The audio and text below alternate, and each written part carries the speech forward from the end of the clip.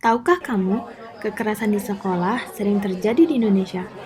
Kekerasan dapat dilakukan antara peserta didik, guru, peserta didik kepada guru, atau sebaliknya.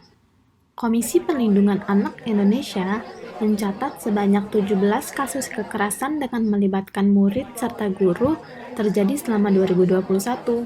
Catatan tersebut berdasarkan hasil pemantauan media dan pengawasan KPAI sejak 2 Januari hingga 27 Desember 2021.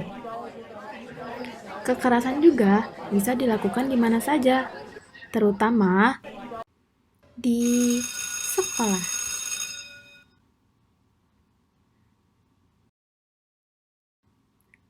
Hampir setiap sekolah di Indonesia terdapat kasus kekerasan di sekolah.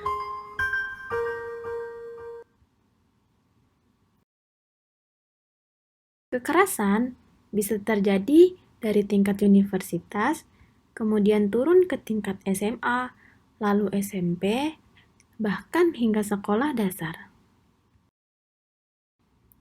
Lalu, gimana sih kekerasan bisa terjadi? Biasanya, kekerasan bisa dilakukan dalam banyak hal.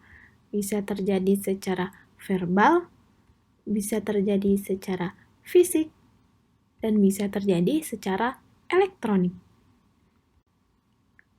Sebagai contoh, bila ada anak yang terlihat gendut atau berbadan besar, biasanya orang-orang di sekitar akan mengata-ngatainya dengan perkataan yang tidak enak.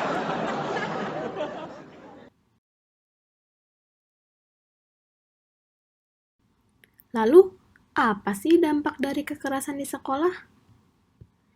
Dampak bagi yang melihat tentu saja akan berdampak pada mental. Dia akan merasa takut dan merasa tidak nyaman.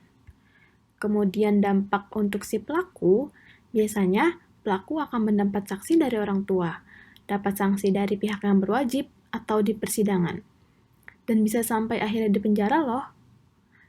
Kemudian, dampak untuk si korban, dia akan sering absen atau bolos sekolah, kemudian emosi atau labil, sering terlihat luka dan memar, atau bahkan yang lebih parah, bisa sampai bunuh diri loh.